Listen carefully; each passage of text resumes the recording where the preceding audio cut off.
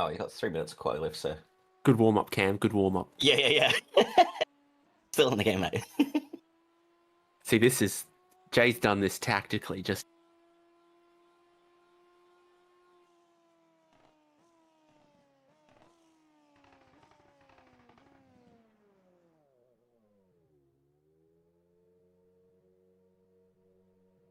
Welcome to SimSpeed TV and welcome to the top split strength of field of Formula B Super Formula Series.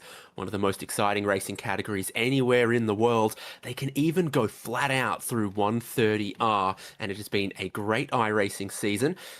The first race was incredibly exciting from Red Bull Ring. Now we come to Watkins Glen International to see who can lead the championship out of week 2.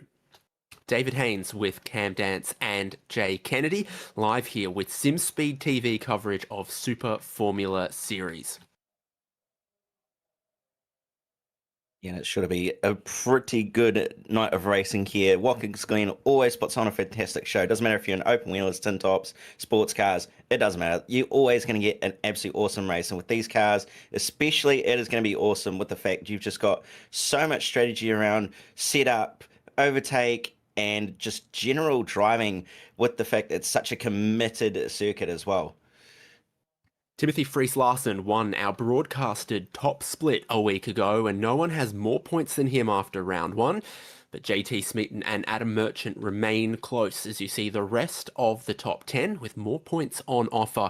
The bigger the strength of field, the more points, so you want to be a part of this time slot, spot and slot, trying to put them together there, broadcast on SimSpeed TV. Many more points will be available to today's winner. We have qualifying just about to wrap up before we get into our nearly 150-kilometre race. No pit stops required, but long enough to get tactical around the overtake mode that these Super Formula cars have. Cam, they are a really quick machine. Yeah, they certainly are. Doing 1 minute 21s in qualifying here, which is pretty quick when you think about what cars do around this sort of track and how quick this car is. It's incredible to see the speed that they can carry through some of these corners compared to the likes of your typical GTPs or sports cars and that sort of stuff, where they do have downforce, but they're just not quite as heavy on it. So it's incredibly quick to see the lap times that they're doing, but it just goes to show how important it is to also be so committed in these cars, because they've just got so much grip and so much power that even the slightest bit less too much, a little bit too little throttle or a little bit too much steering angle, and you're just going to be scrubbing time off the delta that you're going to be on. So it's incredible to see how close it is as well through these qualifying times. Lots of flowing corners here at Watkins Glen. On the modern boot layout will really favour these Super Formula cars. They'll be flat out up through the S's, but through the boot of the racetrack, they'll really be able to flow their speed through the forest and past the camping.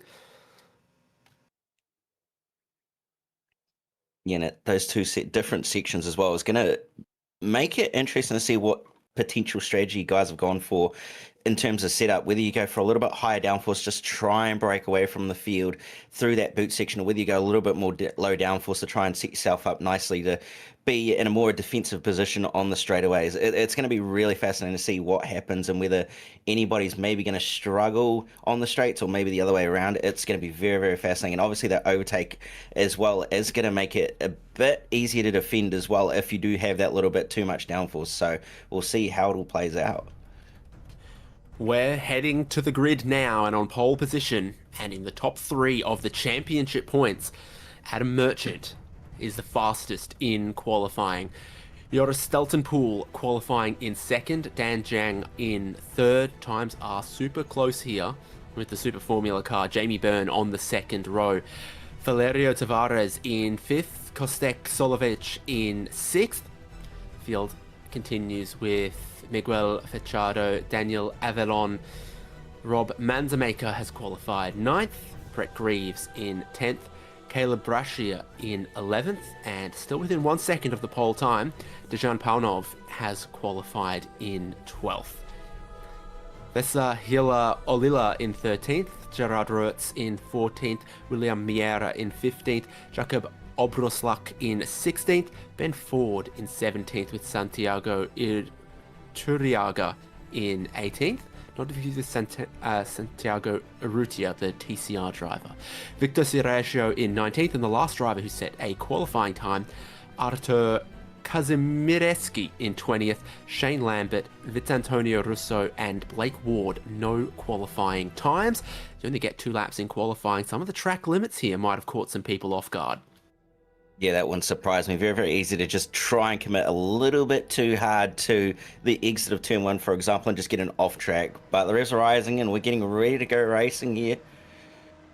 From a standing start, down towards turn 1, some wheel spin. Your pole sitter gets away smoothly, but is still under immense pressure as some positions are going to change with some cold tyres heading down in towards turn 1. Blake Merchant still with a decent enough getaway to be leading the field as the slipstream begins to kick in, heading up the S's. These cars can go too wide, side by side up here, with the amazing grip that they've got and their lightweight, but you're looking immediately towards how you're going to brake in towards the inner loop and carefully bounce these curbs. Blake Merchant, no worries at all, but the battle for second has been ferocious. A few drivers off, around, and spun as we head through the outer loop, down and into the boot of the full Grand Prix layout. Another driver spearing off track as we battle for every position. Yeah, a couple of unfortunate drivers succumbing to some issues on lap 1. Gerhard Rotz, unfortunately, getting involved in an incident at the chicane. Cold tyres not playing anybody's favour through that chicane, that was for sure. You saw a few drivers run wide, but so far it's been pretty clean at the front of the field. I did see a couple of drivers already use the overtake as well off lap 1 to try and potentially gain some positions, and it sort of has worked, but now they're all going to be screwed for the next lap in a bit. So be interested to see if anybody uses the overtake in the leading pack at least, or potentially further back to try and get their way forward after this lap 1. Well, it looks like Dan Jiang got a really massive crash in the final corner. Kostek Stolovic gets drilled as his stricken car sits on the racing line on the exit of the final corner. There'll be many, many damaged Super Formula cars after that. I was about to tell you that Dan Jiang got a great getaway, but then Joris Steltenpool hit his overtake mode. Adam Merchant gave his a go on the opening lap as well, trying to build a gap and presumably break the slipstream to Steltenpool, who has now regained second place. But my goodness, we have seen at least 5 or 6, potentially more damaged Super Formula cars on this opening lap, from the inner loop, the outer loop, and then that final corner crash. And that final corner was all caused by just someone getting a little bit loose, and then as a result, everybody else coming around the corner and not being sure where to go and what to do. So really, really unfortunate as to what's happened there, but very, very hectic. And here's a replay of what happened on lap 1 with Gerhard. We'll just have a look and see if it was the inside curb. Oh no, it looks like he missed the apex and then just had to check up and make the corner, and unfortunately got run into in the back of. So that's really, really unfortunate there for him. One of our Spanish drivers encountered a problem back there as well, but we're looking down into the laces of the boot.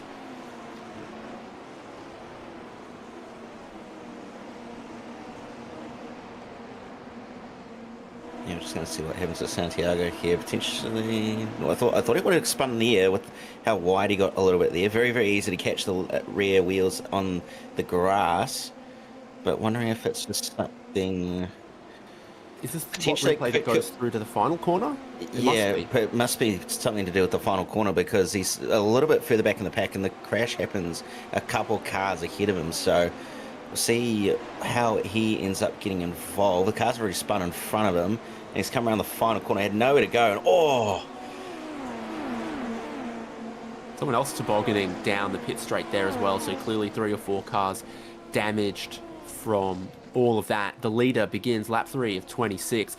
On the timing column, you can see when they're using their boost slash push to pass slash overtake mode.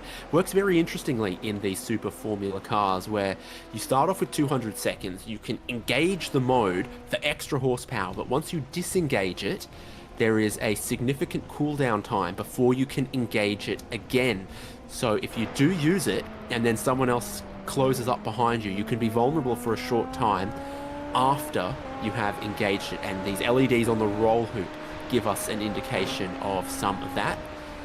Valerio Fagundes Tavares is in the cooldown, hence it's flashing on his roll hoop.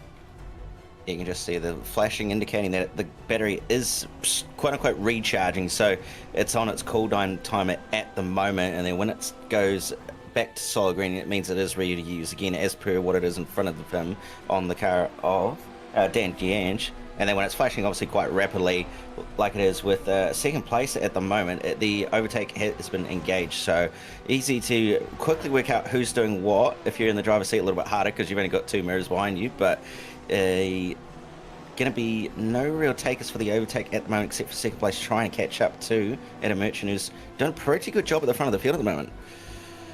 We saw a week ago how powerful the slipstream can be, and using your boost tactically just to try to stay with the slipstream of the car in front, and if you can without using your overtake mode, then that is very, very useful. So Adam Merchant leading Joris Steltenpool 0.8 of a second. Steltenpool really aiming to stay close here. They're just beginning to drop the battle between third and fourth. And we saw Manzamaka and Fachado battling over 5th and 6th, swapping places on their way up the hill. Plenty of points available inside of the top 10, but you've got to cleanly make your way to the end here. In that final corner, it's like one street circuit corner attached surgically to what's otherwise a very wide open and sweeping road course. Yeah, especially with how quickly that wall creeps up. It's very almost street course-esque with the way that you tempt it into the corner to go faster and faster, but it's very quickly going to become apparent that you've gone in a little bit too quick with how that wall sneaks up. And if your setup's not quite right, it can be a bit of a struggle street bust, that one, with the fact you go through the corner going, I want it to turn, but it's just not going to turn, and you're trying to avoid hitting that wall. So you've got to really make sure that you set the corner up quite nicely, otherwise you're not going to get the optimal exit, and it really can hurt you into turn 1 as a result. The inner loop looking super challenging in these cars as they bounce over the first curb, wait for the car to settle in the middle of the corner to then make their change of direction, exiting and setting up for the outer loop. We ride on board with 8th place. Dejan Paunov is looking backwards at Caleb Brashear, and at that sort of 0.3 of a second margin, the slipstream on all of these straights, like heading towards the heel of the boot here, but especially from turn 1 up through the S's, really going to be advantaging Brashear behind. Yeah, and you can see how hard Brashear is working to try and keep up with him as well. It's just not quite working in his favour at the moment. He got a little bit deeper on the brakes on the way out of the boot, but it just hurt him too much. Oh, and he's run wide out of the final corner as well. Just like I said, just leans you into being a little bit more committed, and you just hurt yourself as a result on the exit. But we'll see if that he does get enough draft here. Not going to be on the push to pass this time, but he's certainly going to be losing time as a result if he's not careful and keeps on making these little mistakes. 2 engines available in Super Formula, Honda and Toyota, and there is very little distinguishing difference between them at all. As we ride on board as Brashear, I think I see some TRD stickers, so maybe we're riding on board with a Toyota fan. Paunov ahead, getting very close to either a lap down car or Greaves, and this is going to present an opportunity for Caleb Brashear. If it begins to cost some time to the driver in front, it looks like we are in fact battling for position, and as Paunov gets caught by Brashear, he catches Brett Greaves. The amount of push to pass remaining on the screen there shows that Greaves has been through a little bit more than most of the other drivers. What we saw from round 1 was a very interesting strategic use of the deployment. Drivers would use it 3 or 4 times in 10-second increments at the start and middle phases of the race, and then with about 150 seconds remaining, they would activate it with 1.5 laps to go and just burn all of the remaining amount, leaving the system active for the final 1.5 laps of the race. Well, the drivers behind are going to have just a little bit more than Greaves if it continues like this, and Adam Merchant sets a new fastest lap of the race. Greaves with just a short activation there exiting turn 1 before he then has to enter the cooldown again. He's currently on the button at the moment, trying to pull away from Paunov, and Brashear has closed up a little bit to the car in front of Paunov as well. So these three starting to get into quite a little feisty pack here. And I imagine Brashear is going to be just sort of sitting back a little bit, just patiently waiting, seeing what the two of them are going to do as well. Greaves runs super wide out of the exit of the laces of the boot. Palnov had been catching him through the inner and outer loop, now runs around the outside of the toe and into 7th position. Greaves dropping in 8th, looking for some slipstream. Caleb Brashear watches this battling on and gains a couple of car lengths compared to them. Now he could get a very interesting use of his push-to-pass system here, but he's still sitting on 200 seconds of it, has not touched that button just yet. Greaves is still in the cooldown, so if Palnov used his, he'd be able to pull away, but through the corners he's also pulling a few car lengths. A new fastest lap of the race goes to Dan Jiang in 3rd place, as Stelton Pool and Jiang both make use of their boost out of turn 1. Greaves losing time through a few of these corners, now in a vulnerable position.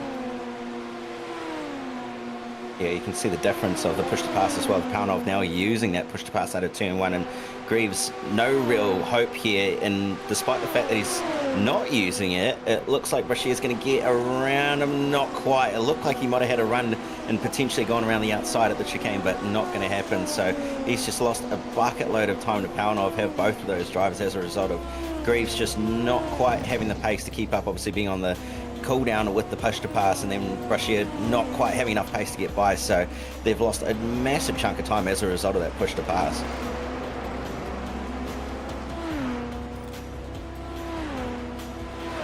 Inside of our top 10, Caleb Brashear is the only driver that hasn't used the push to pass system yet this race. He sits in 9th position, just behind Brett Greaves here, who's already lost a position to Palnov, going past and beginning to pull far enough away to break that slipstream. The race leader sets a new fastest lap and has just about broken the slipstream to Joris Stelton Pool in 2nd. Dan Jiang in 3rd with a previous fastest lap of the race. He's trying to close that one in. And Tavares in 4th, also not letting the leaders get too far away. So great battles all throughout the top 4. And then also around 7th, 8th and 9th, there were a couple of other drivers are activating their extra horsepower. This is your race leader. Look at how he attacks the bus stop chicane.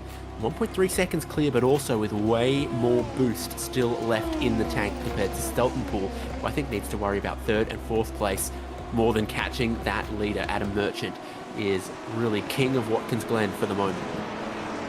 Yeah, he certainly is. And Merchant doesn't even look like he's really putting in any sort of effort. The way he's driving at the moment is just very smooth, very calm, sort of knows what he's got to do, just very in control at the moment. Doesn't look like he's pushing, but he certainly is pushing with the way that he's just pulling away from everybody else, whereas Stelton Pool and everybody else sort of looks like they're sort of having to wrestle with the car a little bit more. So Adam Merchant really doing a masterclass at the moment on this field.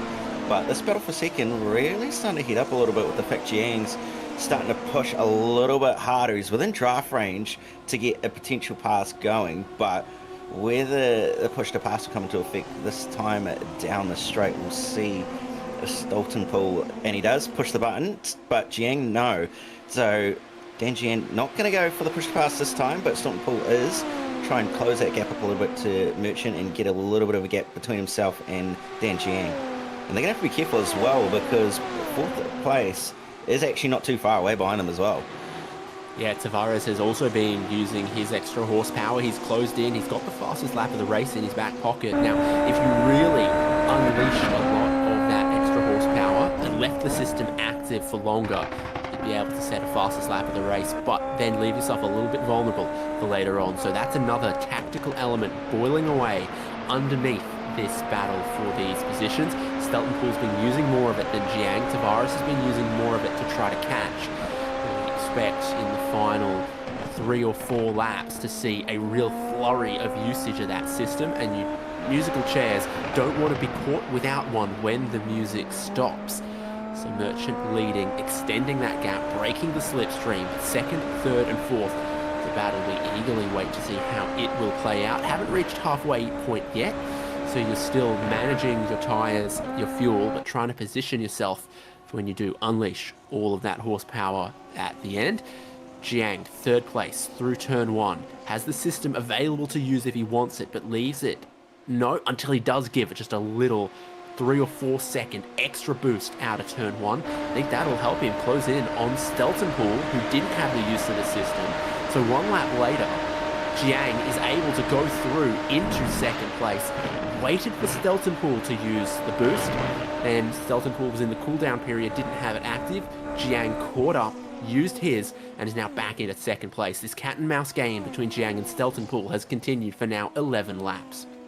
I have to say that was perfectly executed by Jiang as well, with the way that he just timed the push to pass so well to deactivate as soon as he got enough of a run as well. So he's not burnt a heap of it, and excessively as well. He's just burnt enough to the point where he can get the pass done and have enough of a little bit of a gap now that he's pulled away through this boot section. So he's done very, very well to get that pass done, and now he's just got to focus on trying to catch up to Adam Merchant at the moment.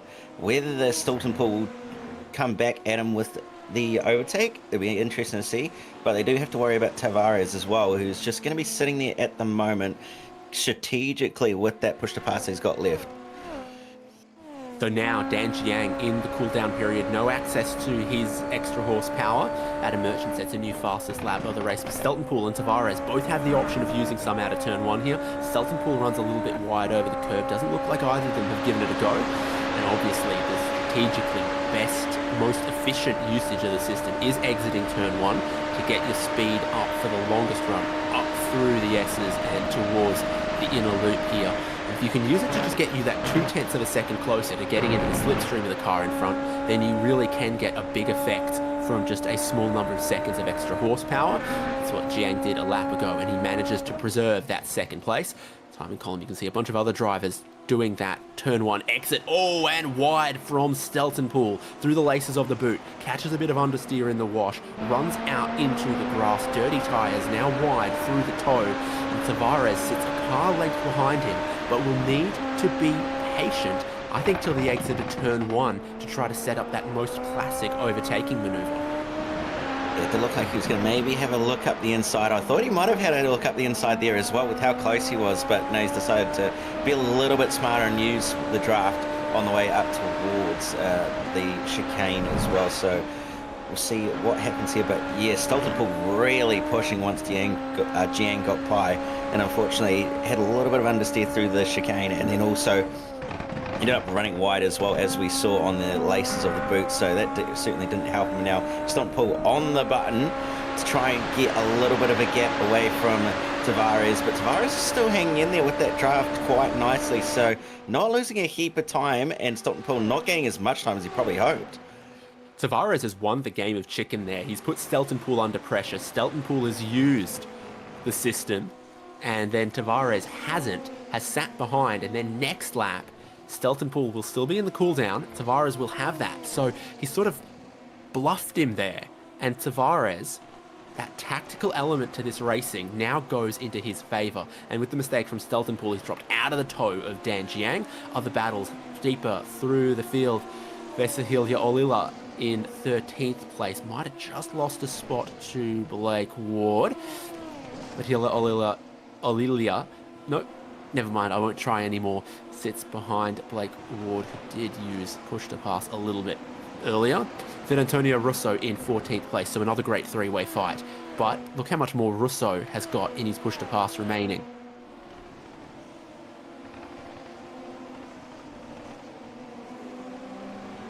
Came down to go to a replay, some drama at the inner loop.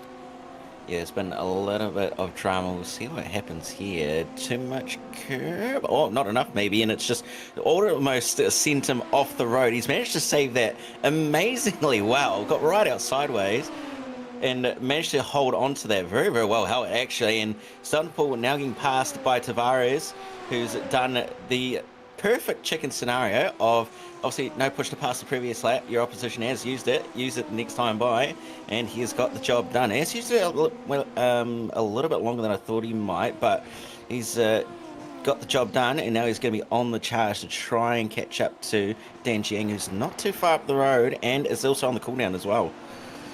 Well, my second race commentating Super Formula, and boy do I feel clever calling a minute and a half ahead how that battle was going to play out between Tavares and Steltonpool, but they knew way before that how it was going to play. Big damage. Oh, Vesa. Oh. You look. Yilha Olila with massive damage at the inner loop, just as he might have made some moves earlier in that three-way fight. We've seen that it's super challenging how you take that chicane. So here is what's happened. Driver behind has gone for the extra horsepower. Late move to the inside is just ahead. They try to go side by side, but if you touch that second curb without bouncing the first curb, it seems to spin these cars around. There is one good line to attack the rumble strips, and he wasn't on it. Yeah, it didn't look like it. The way he came off the curb was overly bad, but obviously the torque in these things does catch you out from time to time very easily, and looks like he just got up on the throttle a little bit too hard, unfortunately, and it went around on him. So unfortunate there that it's a DNF this week, unfortunately for him. Let's take a look here. Tavares has closed massively on Jiang, but there is a more than 100-second difference in their available overtake mode remaining. Adam Merchant has been using some small amounts and leads by 3 seconds. But Tavares has been able to get into the slipstream window of Dan Jiang, who needs to do what Tavares did to Steltonpool, I think, and just hold his nerve around not frivolously using the overtake button. I mean, he's close enough now as Tavares to have draft effect. Just a little bit of time there, but was close enough at one point with the draft effect to be able to hold on. But he does have to bear in mind that Steltonpool is behind him as well and is off the cooldown as well. So he's going to have to be a little bit smart here and hopefully not lose any time to Steltonpool behind, who is on the overtake at the moment. So they're going to close that gap down to Tavares, but Tavares is going to have enough of a buffer that it's not going to matter anyway. Nice on board there. They stay full throttle towards the corner and no super clipping happens whatsoever. 290 k's an hour as they pitch into the inner loop. Tavares trying to play this tactical in both directions. Try to stay with the slipstream of Jiang. Try to keep Steltonpool behind. And the remaining push to pass numbers are on your screen. 200 still for Caleb Brashear. Well, we know that Tavares only has 43 left. Very, very different ways of going for it. Adam Merchant with 160 still in his back pocket, and a lot of other drivers in that sort of 120 to 160 range. You sort of see the different strategies going on as well with the numbers on screen. Some of them using it in a defense mechanism, some of them using it in an aggression mechanism, and then others just sort of using it whenever they feel like they might need to just maybe hold a gap or maybe get up to the car in front or go a little bit quicker than they might want to. So it's been an interesting little strategy battle going on with that push to pass to just see who's using it in different ways. But Tavares at the front as well is back on that button, so he's trying to close that gap up to Dan Jiang and pull away from Steltonpool, who obviously on the cooldown at the moment as well. So it's a little bit of an interesting strategy game going on at the front of the field, but still not quite going to be close enough as Tavares, but the pace is looking like it is there for him, so maybe just trying to utilize what he's got underneath him in his last 10 or so laps. The unique thing about this car is that overtake system can remain engaged when the car is off throttle. Almost every other racing series that has a similar system, when you pull off the throttle, the system automatically disengages. You touch the brakes in an F1 car, classically, the DRS system automatically closes. IndyCar, you pull off full throttle, push to pass automatically disengages. But in these, if we've got 100 seconds left, you can activate the system and leave it activated for a whole lap. And it'll give you that extra power every time you go to throttle, remaining active through the corners and the braking zones, as we've got a little bit more information for you about it. That's why some of these drivers will save large amounts so that the final lap of the race, they can activate it and just leave it active. We look at this battle, 5th and 6th. Dejan Palnov's not too far behind Miguel Fachado as he's aiming for the slipstream of Rob Manzamacher, who's saving a little bit more available deployment for that end of the race. Meanwhile, obviously, Valerio Tavares up there has been doing the opposite strategy, where he's looking to have all of it used up before the end of the race. We'll see if he can hold on to that third place on the final lap. Yeah, I'm not sure if the amount of push to pass that he's got in reserve at the moment does going to make a difference, because it looks like Fachado is going to have enough pace to maybe get this pass done without even needing to use any push to pass as well. So he's got to be a little bit careful here that he doesn't risk running out before the end of the race, does Rob, or it'll be a little bit of a sitting duck to both cars behind him. So there is such a game of chicken happening in all of these battles. You want your opponent to have to chew through their available time early, pass elsewhere. Hold your breath as we go side by side through the inner loop. This time both cars manage to stay facing forward, bouncing across those curbs there. That was Shane Lambert and William Miere by the looks of things. So again, looking at Fachado here. And flashing red for Tavares. I believe that means it's all gone. Less than 20 seconds, actually. So he's not got much to play with anymore. He has got right up to the back of Dan Gian, though, so this could be an interesting little fight that we're going to have here, and it could show us how much this overtake actually means in terms of saving it up, because if Tavares has less than 15 seconds remaining and Jiang's still got plenty and they're both on the cooldown as well, this could be an interesting little fight, because someone's going to be able to use a lot more, and they've also still got Stoltenpool just behind them as well. So this three-way little battle is not over, and it probably won't be over till at least the final lap, I'd say. This series is one of the iRacing community's favourites, and it's for racing like this. Adam Merchant, the race leader, extending away, looking for a big points payday today at Watkins Glen. Well, some of the other drivers are away at Sebring, perhaps. But Dan Jiang, Tavares, and Steltenpool, what a great battle they're having for all of these podium positions. And Jiang's going to be feeling the pressure right now, and he won't know for sure how much Tavares had left until he reached that red flashing stage. Now he might have just a little breath of relief, because he knows the opponent behind him has less than 20, but he's got 130. Steltenpool somewhere in between. I feel like Tavares could become a sitting duck in the next couple of laps, but these three have been pacey enough that they don't really need to worry too much about Manzamaka in fifth, who's about 8 seconds behind them on the road. Jiang's trying to break the slipstream at every available opportunity. Tavares could sure use some slipstream. Yeah, he certainly could use it. Well, he needs it, really, because otherwise he's not going to really stand a chance in this late stage of the race. So if he can stay within draft range, he might be okay, but he's going to have to really have his work cut out for him with the fact if he gets by, because he's going to have to defend from someone who's going to have pushed past, basically going the entire rest of the lap. So it's going to have to be a very strategic and very smart decision on when he uses the remainder and when he decides to make the overtake as well, so that he doesn't hurt himself. And there goes Dan Jiang pushing the button once again, using up a little bit of that push to pass, and that's going to hurt Tavares, because Tavares is not going to be able to keep up with that extra pace that Jiang's going to have from the overtake.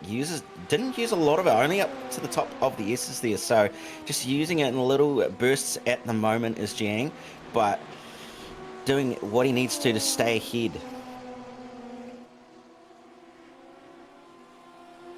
Few other drivers having a little punch of the system, like Obroslak trying to keep Blake Ward behind, and a few other battles happening throughout this field. No one able to catch Adam Merchant today, though. As far as with just that 12 seconds left, with 6 laps still to go, Jiang able to just fend him off for long enough that I think we'll get into these final stages. Jiang will just be able to save himself. But that final step on the podium, Tavares versus Steltenpool, if it plays out the way it's currently poised, that could be oh so interesting, because Steltenpool's going to have to make the move, but he should have a few more biscuits in his jar.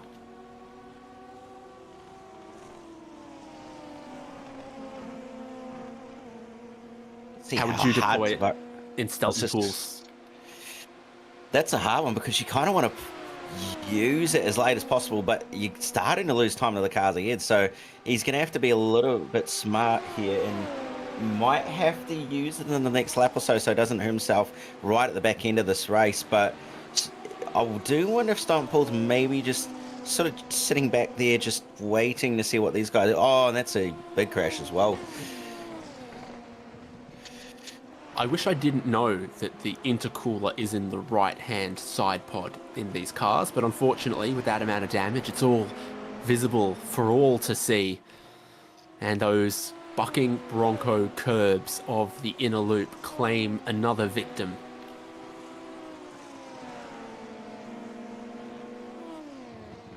Oberslack and Blake Ward, some drivers that we picked out as battling earlier on. Blake Ward with more available as far as push to pass to use compared to Oberslack, who I think might have made a move on him on one of the previous laps. But Blake Ward is the biggest mover in the race so far. From, I think, the very final spot on the grid, we had 3 drivers with no qualifying time. I get the sense Blake Ward may have been one of them, and he has cut his way through this Super Formula field. It's moved forward quite nicely at the moment and is not doing too bad as a result of that pace that he's had. Still back to the front of this field though, and Tavares looking to make a move maybe at the chicane. Not quite going to be close enough though, not quite going to have enough of a run, so thinks better of it and will sit behind Jiang for a little bit longer. They're starting to run out of laps now with the fact there's only 4 to go here. Well, 3.5 at this point in the circuit, but Stomping Pool really pushing hard. He ran wide on the previous lap at the toe of the boot, so he's really trying to keep up with these guys as hard as he can, but he's got to be smart about it. He's got to make sure that he's not making mistakes. Oh, and that's a wiggle from Jiang, pushing a little bit too hard on throttle out of the toe of the boot, so starting to see some little mistakes here from guys trying to really push the limits. Absolutely. None of these drivers activated the system exiting turn 1 this time. With 3 to go, if they use it, they might just get through the cooldown in time to then reactivate on the final lap. And Blake Ward appears to have made up another spot going past Jakub Oberslack. And so Blake Ward now runs 11th.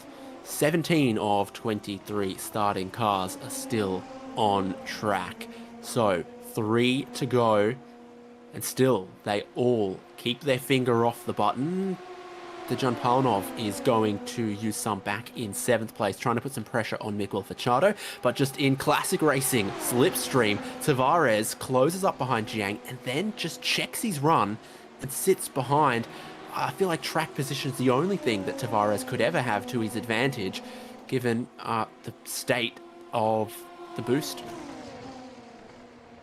Yeah, you do also have to wonder if maybe Tavares is just trying to set up the run, maybe just try some things prior to seeing what he needs to do to make sure he can get the pass done before he makes the move on the final lap, potentially. But with the mistakes he's made in that chicane there in that middle part of the lap is around the outside of Blake Ward. That is a move that is very, very brave, but managed to get it done to Oberslack and managed to get a nice little gap as a result on Blake Ward. But I imagine Blake Ward's maybe going to want to get back on the next lap. Up 12 positions prior to that overtake as well, so he's done very, very well to move forward. Yeah, he's going to have to work just a little bit harder as he salmons upstream through the field. The drivers get stronger, and Oberslack giving him nothing easily. Adam Merchant, tiny hit of his push to pass right now.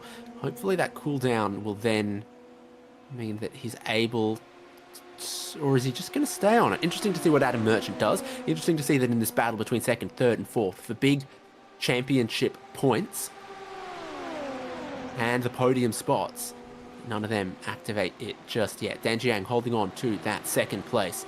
Tavares up into 3rd. Stelton Pool, who I think started from 3rd on the grid, briefly held 2nd place, now sits back in 4th, but we can see a pathway to him getting back onto the podium. I imagine with just over, or just under 1.5 laps remaining, I imagine he's going to push the button at some point, and he's going to get on by Tavares, and then he'll find potentially a way past Jiang, but we'll see what he might do. The gap's at the moment looking like it might be a little bit of a challenge, but he's certainly going to get at least one position off Tavares here. The driver of the day is shaping up to look like Adam Merchant. He's about to start the final lap of the race with the fastest lap of the race, with the pole position and the race lead, heading towards a potential victory at Watkins Glen. Behind him, Dan Jiang, Valerio Fagundes Tavares and Joris Steltenpool are in a three-way tussle for the podium positions. Tavares has no overtake left. The drivers around him ought to have a bit of spare horsepower in their back pocket, and Jiang will use it to try to hold on to second place. Steltenpool ought to have enough to try to get into a podium position, but he's got to time his runs and his placement perfectly on this final lap. He's not able to do it, as Jiang was giving a slipstream to Tavares that allowed him to defend into the inner loop. Other battles for position here. Manzamaka, Panov and Fachado almost in a three-way fight. Caleb Brashia, who didn't use any of the system until about now, is going to burn 200 seconds in a go. And the battle between Oberslack and Blake Ward will enter its third or fourth chapter. Yeah, and Blake will not quite able to get past Overslack that time by, unfortunately, so might have to settle for it, but around the final corner is going to be your race leader, and so long as he doesn't at the wall here, which he hasn't, he is going to win this week and make it 2 from 2 and put himself in championship lead as a result of that. Adam Merchant, Jiang took that. Oh, never mind, sorry. Steltenpool perhaps shedding a body panel or two and not able to get onto the podium as Adam Merchant claims everything you possibly could on his way to victory. Rob Manzamaka also runs wide out of the final corner. I reckon with that push to pass active, they've been approaching that corner with more speed than they expect. A few drivers have done it. Get a load of this. They are, more speed than usual in the final corner, just grazing that final wall. Oberslack versus Blake Ward. It looks like Oberslack might just be able to do it and take 12th place. Put Ward back to 12th. It's Antonio Russo in 13th. William Miere, gotta be careful with his French name, is now going to come around that final corner for 14th. You're going to bring it on home in 14th quite nicely. A little bit of a quiet race, but a couple of nice overtakes he made during that race as well. So managed to finish within the top 15, couple of moving, managed to gain at least one position, so not too bad of a race there. Well, many casualties of the race at Watkins Glen from some early incidents and then from some later incidents as well. Adam Merchant ends up with a 7.8 second margin of victory. Dan Jiang in second. Tavares, despite the early use of his push to pass, then able to hold the track position for third place. Joris Steltenpool having to sit on the outside in fourth. Rob Manzamaka in fifth. Dejan Paunov sixth. Head of Fachado in seventh. Brett Greaves in eighth, holding off Caleb Brashia. And Artur Kazimierski in 10th place from the top split of Super Formula at Watkins Glen week 2 of this season. Jakob Oberslack and Blake Ward, what a battle those two had, going back and forth multiple times in the final lap. Eventually, Blake Ward met someone who could hold his match in the battle for 11th. It's Antonio Russo in 13th, William Mera in 14th, Ben Ford in 15th, and then a lap down for Victor Cerejo. Some of the retirements or heavily damaged cars in this race, Shane Lambert in 17th, I think did manage to get back out on track, but it became retirements for Vesa Hilia Olilo, Santiago Iturriaga, Kostek Solovic, and some of the other lap 1, lap 2 casualties. Jamie Byrne and Gerard Rotz and Daniel Avalon. We saw multiple, almost sickening crashes. When a crash happens, it happens at high speed in these cars. Yeah, it certainly does, especially with the fact that it's just so, you're driving so quick and you've just got so much speed that it can all go wrong very, very quickly. So certainly a couple of big incidents today, but they don't say this car is hard to drive for a reason. They say this car is hard to drive for a reason, and we saw that plenty today. Well, this SimSpeed broadcast of the community iRacing official Formula B Super Formula Series is presented by SyncMesh. by Pimax, supported by Scorpio Esports, Get Good Racing, Grid Finder, Full Push Sim Gear, Canada's ultimate destination for elite gear. From precision pedals to professional turnkey rigs, we fuel your obsession. Pure performance, expert support, push harder, drive faster. Traction.gg. If you're enjoying the virtual action and want to understand more about the goings-on within sim racing, visit the Traction.gg website daily for the latest platform updates, news, and interviews. Stay up to speed with the industry, the developers, and the latest equipment. That's Traction.gg, where you can also sign up for their weekly email newsletter.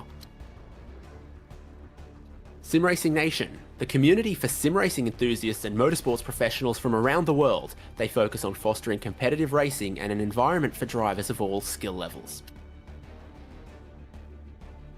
Sim Gaming Expo. Sim Gaming Expo returns September 18th through 20th in Schaumburg, Illinois, North America's only event celebrating every genre of simulation racing under one roof. Get your tickets at simgamingexpo.com.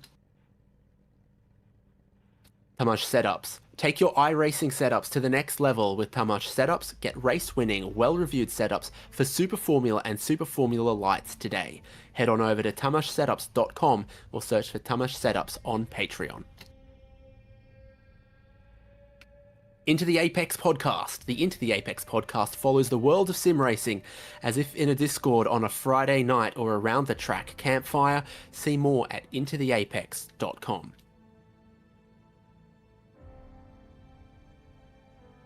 We've got some drivers stopping by to have a chat with us, and we will be joined by the race winner Adam Merchant and the pole sitter and the driver with the fastest lap of the race. That is going to fill up your suitcase for the drive out of Watkins Glen, Adam. Yeah, thank you guys for the broadcast today. Was definitely a great race. Got a second ahead of the guys on the first lap, and that was really the main objective. Yeah, we've been to two very slipstream dependent racetracks so far this season, from Red Bull Ring to here at Watkins Glen. We saw that playing out. So when you were challenged just a little bit from some of the other drivers get away into turn one, were you always thinking, well, I need to break this open more than 1 second, break the slipstream, otherwise they'll stay with me? Yeah, that is 100% the case. Dan from P3 had a great launch, got on my outside into one, and I had to use my push to pass. Otherwise, I would have gotten overtaken into the bus stop. But my priority there was make Dan and the other driver go side by side into the bus stop. So I was just giving slipstream to whoever was a little further behind.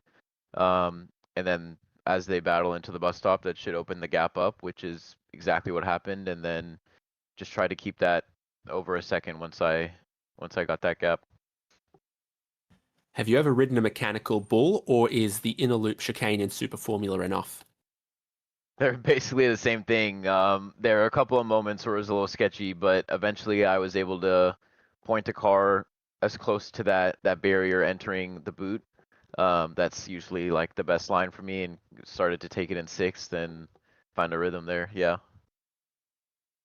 Worked out really well for you as you take the race win and a big haul of points. What are you going to work on?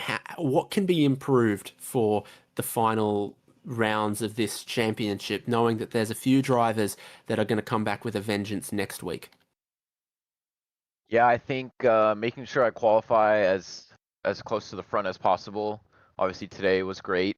Did some good prep right before the race and just felt really fast there, and just making sure keep the nose clean and just try to stay as consistent as possible and use all the track width. I think every track is technical in its own way. So making sure you nail the bus stop here was, gave me at least a tenth in a lot of laps over Dan. So just understanding each track as they come and just trying to stay consistent. Now, I'm not trying to make you pick, gang allegiances and start a turf war here, but Honda or Toyota? Uh, um, I like the Supra in real life, so let's go with Toyota. Fantastic. Congrats, Adam. Great race. Good points to now make people like Fries Larson have to come back and stop your charge. Well done. Thank you so much. A race winner joining us here on SimSpeed TV for week 2 of this season of Super Formula. Let's take a look at what's still coming in the schedule. It'll all be live here on SimSpeed TV, and I believe from next week, iRacing channels as well. So it all began at Red Bull Ring for 29 laps, 26 laps of Watkins Glen today. A lot of Japanese tracks still to come up in this calendar, of course. Motegi next week before Hockenheim Ring, Zandvoort, Jerez, Silverstone, and Autodromo Internazionale Enzo Edino Ferrari. That's Imola, I'm pretty sure. Yes. Hungaroring for round 9, Suzuka. We can all pencil that one in and circle it on the calendar for round 10. Long Beach will certainly be interesting for round 11. And a championship finale at Interlagos. It takes me back to F1 in the 2000s. Thank you so much for joining us here on SimSpeed TV. David Haynes with Cam Dance and Jay Kennedy, as the second race is taken by Adam Merchant.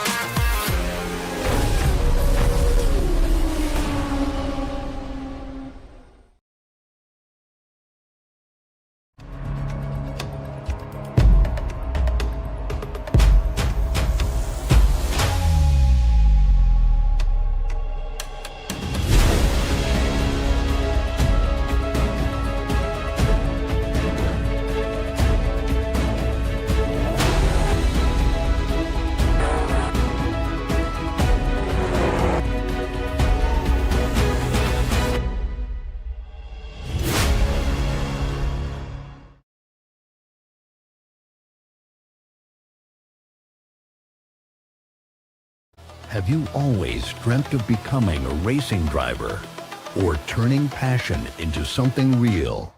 At Scorpio Esports and Race Gen, we exist to make that journey possible. Backed by Scorpio Motorsport, a real racing team with 26 years of experience, we develop talent from sim to circuit. Just like Jason Kasman, who is now stepping into GB4. This is more than esports. This is a pathway. Join us today.